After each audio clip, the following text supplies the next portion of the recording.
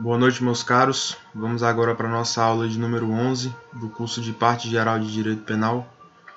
Vamos tratar hoje da conduta, que é um dos elementos do fato típico. Como eu disse, a nossa última aula serviu principalmente para dar a vocês uma visão panorâmica sobre a teoria do crime, sobre o conceito analítico de crime, e nas aulas seguintes, a partir de hoje, nós vamos abordar cada desdobramento daquele que foi tratado na aula de número 10 e começaremos agora por um dos elementos do fato típico, que é a conduta. Bom, primeiramente, cabe traçar a subdivisão elementar entre conduta culposa e conduta dolosa. Na conduta dolosa, o agente dirige a conduta finalisticamente no sentido da produção do resultado, quer dizer, ele quer o resultado. É como aquele sujeito que diz para si mesmo: eu quero matar fulano, e dirige a conduta dele no sentido de concretizar esse intento, quer dizer, dar uma facada, dar um tiro, dar uma paulada na cabeça, querendo a produção do resultado, quer dizer, a morte ali da vítima. Ou pode ocorrer também do sujeito simplesmente assumir o risco por aquela conduta, não se importar com a produção do resultado, praticar uma conduta na qual há algum risco embutido e não se importar com a produção do resultado. Esse é o chamado dolo eventual. A primeira modalidade de dolo que nós tratamos é chamada de dolo direto, é uma nomenclatura doutrinária. E é o segundo dolo, segunda modalidade de dolo, que eu vou iniciar agora a explicação, é o chamado dolo eventual, quando o sujeito assume o risco da produção do resultado. Como é que nós podemos visualizar? Bom, imaginem aí um local em que há muitas escolas, muitas crianças trafegando na rua. E aí o sujeito olha para o carro do lado, dá uma acelerada no carro, chama para bater um racha, bem ali naquela rua onde passam várias crianças ali, que é um local de baixa velocidade.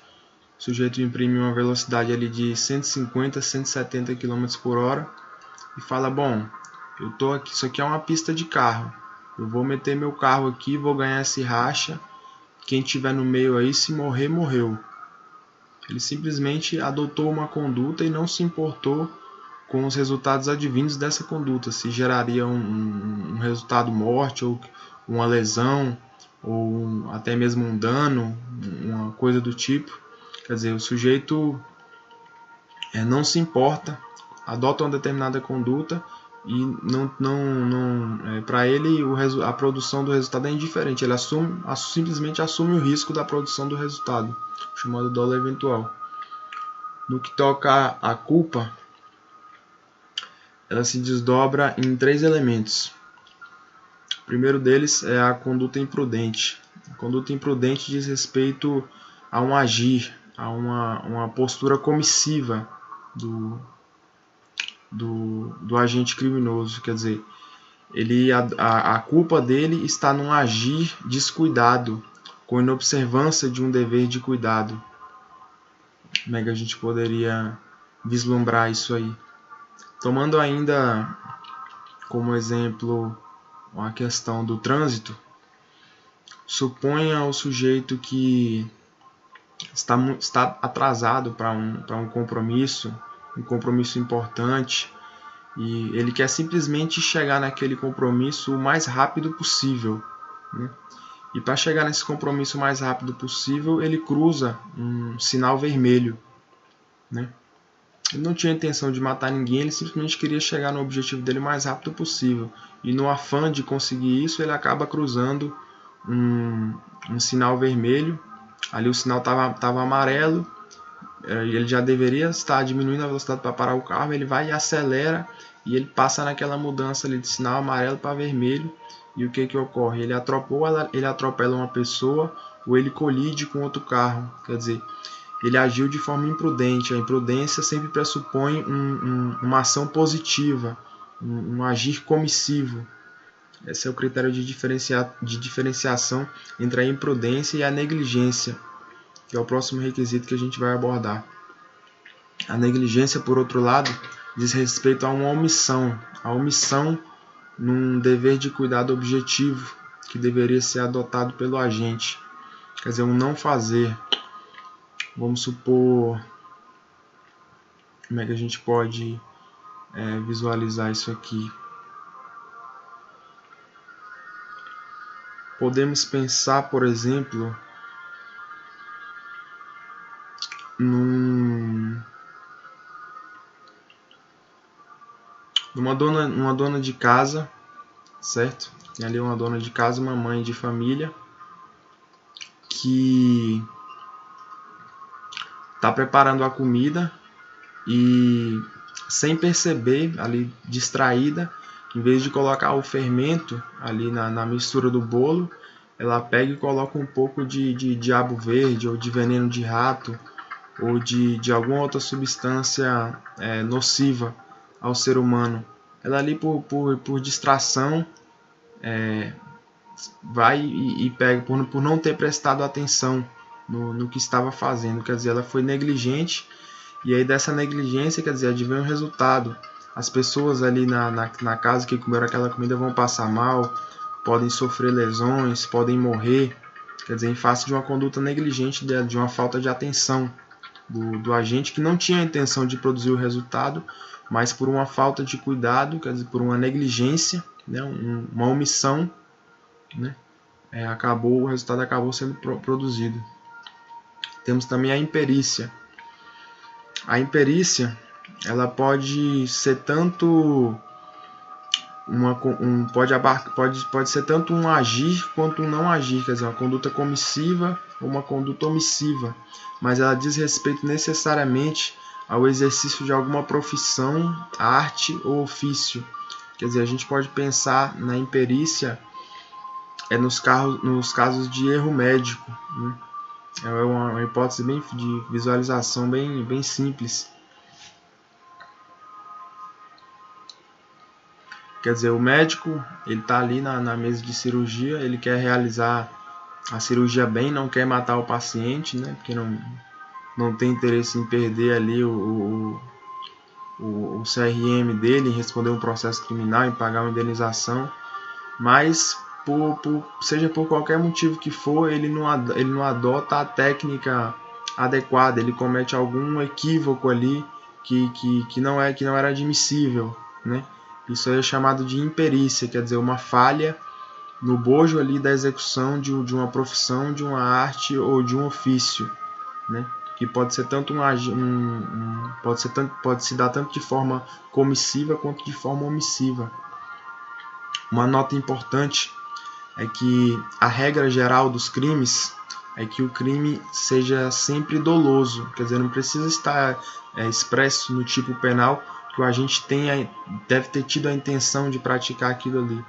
Já está implícito no tipo penal que o tipo é sempre doloso, o agente sempre deve ter a intenção de praticar aquela conduta criminosa descrita ali no preceito primário.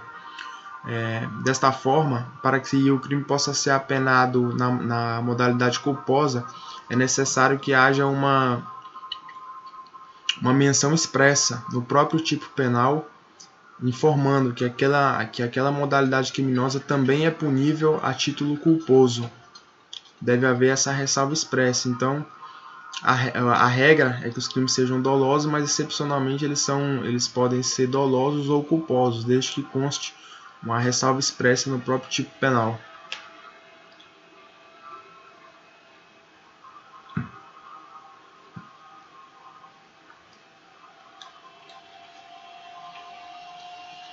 No que toca a uma outra classe de divisão das condutas, é a divisão em condutas comissivas ou omissivas. As condutas comissivas são mais simples, é simplesmente você pensar num agir, num fazer alguma coisa. No que toca às condutas omissivas, há certos desdobramentos no direito penal. Os crimes omissivos são aqueles em que há uma abstenção de uma atividade que era juridicamente exigida, quer dizer, você tinha um dever de agir de uma determinada maneira e você não agiu, e essa sua abstenção configura em determinadas hipóteses um crime, que é chamado de crime omissivo. Esse crime omissivo pode ser próprio quando há um dever genérico de proteção, quer dizer, um dever que é imposto a qualquer pessoa que se encontre naquela situação. Por exemplo, o crime de omissão de socorro. Você estava dirigindo seu carro ali, atropelou alguém ou se envolveu num acidente, a pessoa está ali estatelada, você simplesmente pega e foge.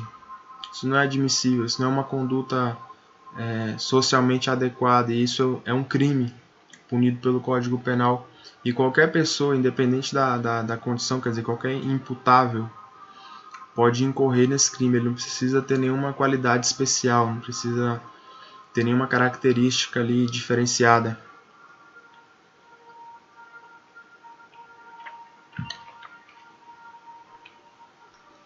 Há também, esse é o crime omissivo próprio, há também a divisão em crime omissivo impróprio, aqueles que tem 3 desdobramentos.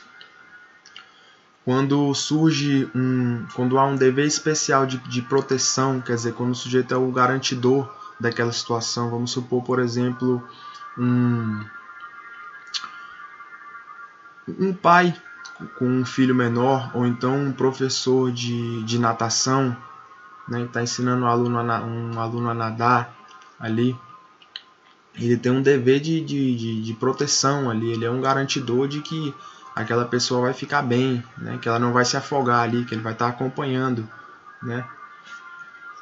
Caso essa pessoa venha se afogar, o sujeito responde pelo crime de homicídio, na modalidade omissiva imprópria, porque ele tinha um dever de garantir a não produção do resultado, né. O sujeito está ali na aula de natação confiando que o instrutor não vai deixar que ele se afogue, né, que vai passar as técnicas de forma gradativa ali para que o sujeito aprenda a nadar efetivamente, não que ele morra.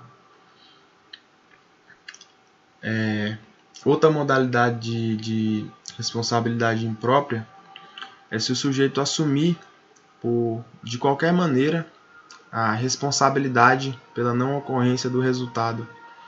Vamos supor, você está passeando com seu filho na rua e vem um conhecido seu ou uma pessoa qualquer. Você vê um conhecido ou uma pessoa qualquer e você fala, olha, eu tenho que ir ali no banco ali resolver um problema, tem como você ficar com meu filho aqui, mas não deixa ele se afastar de você, viu? Ele é agitado, segura ele pela mão aí e fica com ele. O sujeito, tá bom, pode deixar comigo, eu tomo conta dele aqui. Quer dizer, o sujeito assumiu a responsabilidade ali pela proteção do seu filho. E aí o sujeito simplesmente sai e vai pro boteco tomar cerveja ali, para na esquina para tomar um cigarro. Seu filho vai, atravessa a rua e é atropelado. E aí sofre uma lesão corporal ou morre. É vítima ali de algum tipo de acidente. Aquele sujeito, como assumiu a responsabilidade ali, como ele tinha um dever de cuidado ali que não era um dever inicial, um dever intrínseco, mas ele assumiu a responsabilidade ali pela proteção ali daquela pessoa. Então, ele responde também na modalidade crime omissivo impróprio. Se acontecer, por exemplo, esse atropelamento e a criança morrer, ele responde por homicídio. Outra modalidade de crime omissivo impróprio é quando o sujeito tenha criado risco. Vamos supor que você está ali tocando fogo no lixo da sua casa e aí aquele fogo começa a se espalhar para a casa do seu vizinho, né? Se seu vizinho morrer ou se ocorrer um dano à propriedade dele ou uma lesão corporal,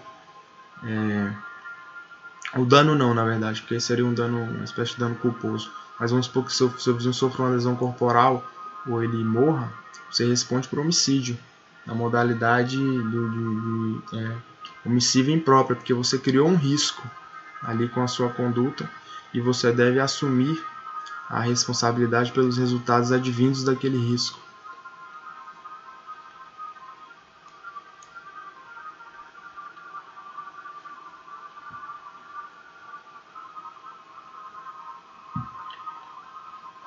Bom, vamos tratar agora das fases de realização da conduta. No que toca às fases de realização da conduta, podemos fazer uma subdivisão em fase interna e fase externa. Na fase interna, o sujeito simplesmente concebe aquela primeira chamada ideia, né, de cometer o crime. Ele tem uma representação e uma antecipação mental, quer dizer, ele se imagina ali, pensa como vai ser, etc. Tudo dentro da própria mente. Ainda na fase interna, a escolha dos meios, né? Quer dizer, como é que eu vou fazer para executar esse crime aí? É com um revólver, é com a faca, é com outro tipo de arma. E a consideração dos efeitos, quer dizer, que ganho que eu vou ter nisso aí, qual é o risco, né, nessa empreitada criminosa aí, quantos anos de cadeia eu posso pegar, né? E aí a fase externa. A fase externa diz respeito aos atos de execução. E a regra no direito penal é que somente a exteriorização dos atos, quer dizer, somente a partir dessa fase externa é que surge a punibilidade do sujeito. Quer dizer, em princípio, como regra, ninguém pode ser punido por simplesmente elocubrar, começar a conceber ali uma conduta criminosa, ou até mesmo começar a se preparar ali para cometer um crime, mas isso tem alguns limites que nós vamos ver ainda. Mas em princípio, como regra, a regra geral, o sujeito se preparar para cometer um crime, isso aí ainda não é crime, né? Então já vou falar logo a exceção. Quer dizer, algumas vezes essa preparação pode configurar um crime autônomo. Por exemplo, o sujeito adquiriu uma arma de fogo ilegalmente, já é em si mesmo um crime. É um ato preparatório para um outro crime, um roubo, um homicídio. Mas a posse da arma de fogo já é em si mesmo um crime. O sujeito se associar com 3 ou mais pessoas no intuito de cometer crimes, ainda que não pratique nenhum crime, já é um crime autônomo, é o crime de associação criminosa. Então, em algumas hipóteses, esses atos preparatórios são puníveis autonomamente, né? Mas em regra eles não são puníveis, quer dizer, você ficar imaginando ali que você vê uma mulher bonita na rua e fala, poxa, eu queria estuprar essa mulher. E aí você ir comprar lá um cloroforme, cordas, utensílios, aí se esses utensílios não forem por si mesmo ilícitos, quer dizer, por exemplo, uma arma de fogo ilegal, você não vai estar cometendo nenhum crime. Então, essa conduta não é relevante do ponto de vista penal, esses atos preparatórios. Bom, voltando à fase externa, diz respeito aos atos de execução, e é aí que se situa a punibilidade.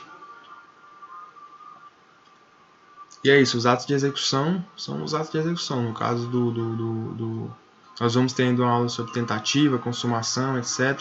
Mas pensem no ato em si mesmo, quer dizer, no caso de um crime de homicídio ali, o sujeito mirar a arma e apertar o gatilho, dar uma facada no outro sujeito, quer dizer, um crime de furto, ele botar a mão ali no objeto, botar dentro do bolso, é o ato de execução.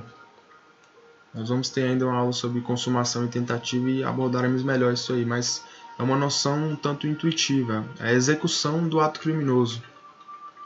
E aí vai depender de cada tipo penal para ver como vai se materializar essa conduta, né, de execução.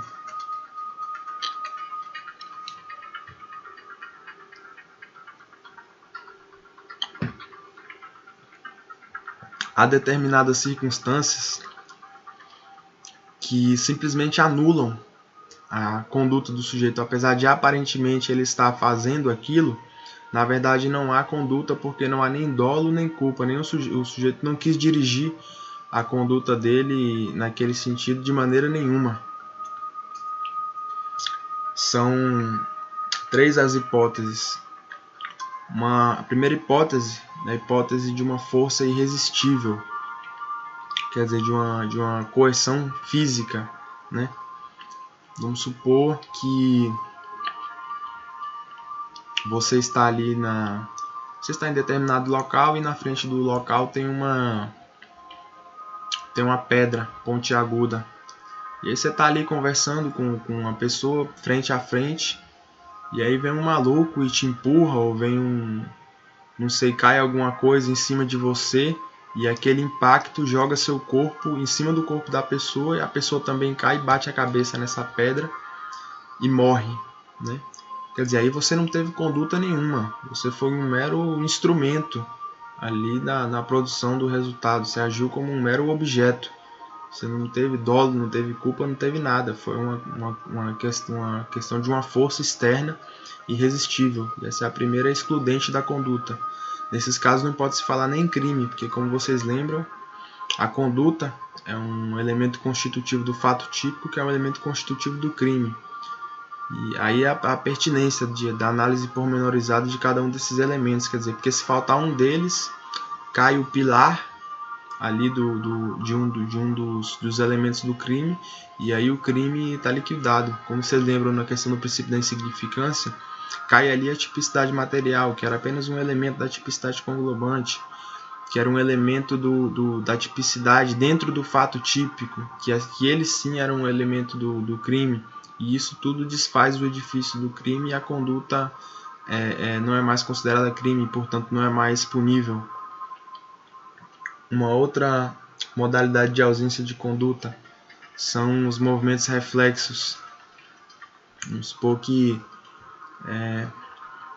você tome um susto muito grande, aí no susto você joga o seu corpo para trás, e aí não sei, bate com o cotovelo ali na cabeça de uma pessoa, no supercílio de uma pessoa, e abre um corte ali. Você não pode responder por lesão corporal, isso foi um reflexo, foi um movimento completamente involuntário, não teve uma conduta da sua parte, né? Bom, estamos com 22 minutos, eu vou acelerar um pouco mais a explicação aqui, trazer exemplos só quando for mesmo imprescindível. Um estado de inconsciência é também uma hipótese em que há ausência de conduta, e aí nós podemos pensar no caso do sonâmbulo. É importante anotar que a embriaguez, se ela for voluntária ou embriaguez culposa, ela não caracteriza a ausência de conduta pela teoria da actio libera in causa, quer dizer, se você foi livre no ato de beber, então se posteriormente você ficou inconsciente e fez alguma besteira, você tem responsabilidade por aqueles atos, porque você poderia ter escolhido não beber. Então você escolheu beber, você ficou embriagado, depois você praticou um ato criminoso, você responde pelos seus atos. Você teve a possibilidade de não beber, de não ficar embriagado. Se você o fez, você deve responder pela sua conduta. Mas já no caso da embriaguez involuntária total, e aí é uma espécie de similitude com o estado de inconsciência, e aí também a ausência de conduta, quer dizer, vamos supor ali um caso assim, o sujeito tá ali num bar, e aí botam uma droga ali no suco de laranja dele, e aí ele sai e faz alguma loucura, comete um crime, quer dizer, foi uma modalidade de embriaguez involuntária, né, e acidental. Então um exemplo muito citado nos livros assim de brincadeira é o sujeito que está andando e cai num barril de cachaça acidentalmente, e aí, na tentativa de nadar e de se salvar, ele acaba ingerindo aquele líquido ali e ficando bêbado. Quer dizer, se a partir dali ele praticar uma conduta criminosa, ele não será responsabilizado.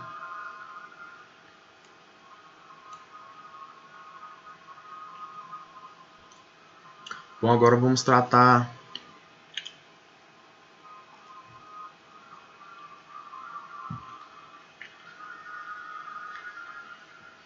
do conceito de ação.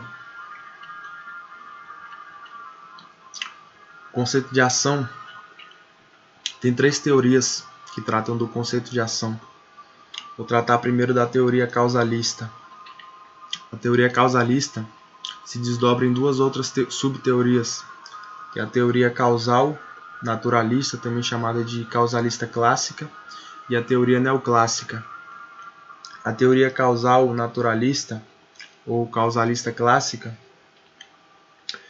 diz que a ação é um comportamento humano voluntário produtor de uma modificação no mundo exterior. Quer dizer, um comportamento voluntário, quer dizer, livre, que produz uma mudança aqui no nosso mundo, no mundo concreto.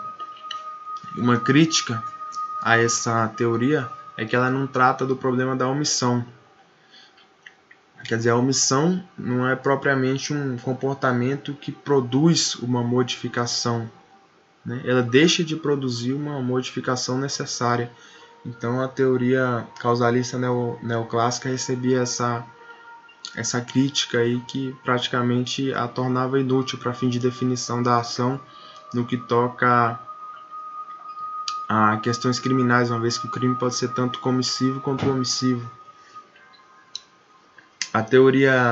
A partir dessa crítica surgiu a teoria causalista neoclássica, que abarca a ação e a omissão, que diz que a ação é todo comportamento humano voluntário manifestado no mundo exterior. Quer dizer, uma omissão, sob certo aspecto, também é um tipo de manifestação. Quer dizer, é uma não manifestação. Pode haver uma espécie de um silêncio eloquente. Vamos dizer, você está vendo um sujeito se afogar ali e você manifesta a sua indiferença àquele fato e deixa o sujeito morrer lá e incorre no crime de omissão de socorro, né? Eu tenho alguma dificuldade em compreender essa teoria neoclássica, mas se vocês quiserem gravar esse conceito aqui para fins de prova ou algo do tipo, é que a ação, para a teoria neoclássica, é o comportamento humano voluntário manifestado no mundo exterior. A teoria causalista não é adotada, é considerada ultrapassada. Isso aqui eu estou colocando para vocês somente para fim de registro. A teoria que é adotada, atualmente amplamente adotada, é a teoria que é o conceito de ação final, né? Que foi concebida por Hans Wessel, que é a teoria adotada no direito penal brasileiro, que diz que a ação é o comportamento humano dirigido a uma finalidade qualquer. Quer dizer, você faz alguma coisa no intuito de produzir uma modificação, né? Por exemplo, eu estiquei minha mão aqui para pegar esse copo d'água. Eu estou levando um copo d'água aqui à minha boca para beber a água. Conduta humana sempre tem um fim, uma finalidade, né? E se essa finalidade for lícita, e mesmo assim houver a produção do resultado, nós vamos falar em culpa. É como naquele exemplo que eu ilustrei para vocês.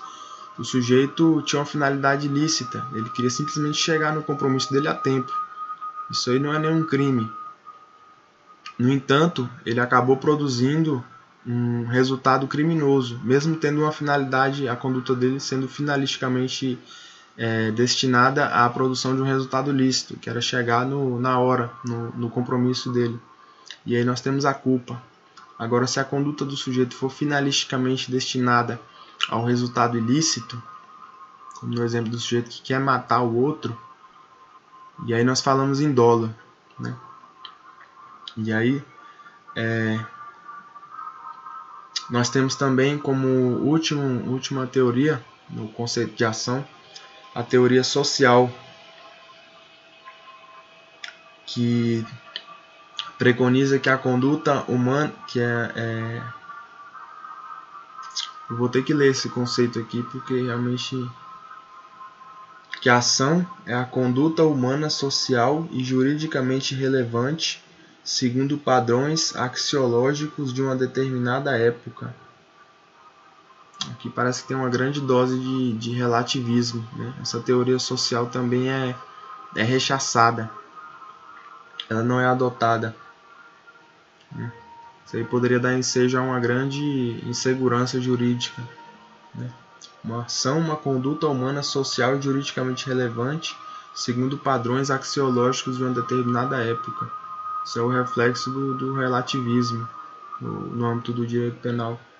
Bom, o importante é que vocês guardem o conceito de ação final de Hans Wessel, que é o comportamento humano dirigido a uma finalidade qualquer.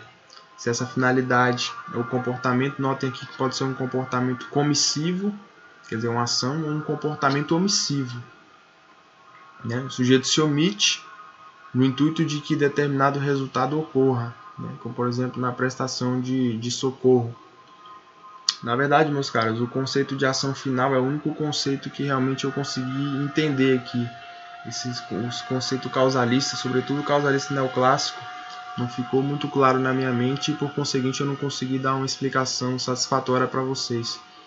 O único conceito que realmente para mim faz sentido, e sobretudo porque é realmente o usado e é o adotado no direito penal brasileiro, é o conceito de ação final, que é o comportamento humano dirigido a uma determinada finalidade. Se essa finalidade for lícita, mas mesmo assim advier um resultado criminoso, nós falamos em culpa. Se essa finalidade já for desde o princípio ilícita, e aí surgiu o resultado criminoso, aí nós falamos em dolo. Bom, meus caros, ultrapassamos um pouco o tempo.